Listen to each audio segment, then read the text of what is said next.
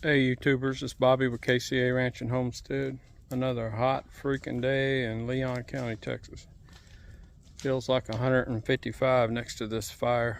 I've been cleaning up the back hill at the back of our property, the area where I usually hunt. Had a lot of dead trees fall down. Some big ancient oaks are dying, unfortunately. I've been cleaning up those treetops and branches and just started a fire over here by my box stand. I did get to do some mowing up here. It's looking good.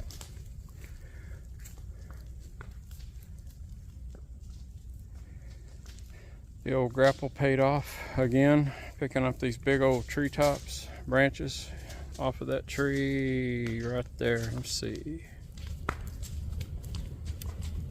Monster tree just falling apart. Very sad. Anyway, thanks for watching. Just wanted to show off this grapple again. Thanks to my camera woman, Mary D, for filming me picking up that 18,000 pound tree. Don't forget to like, share, subscribe, all that good junk. Thanks for watching.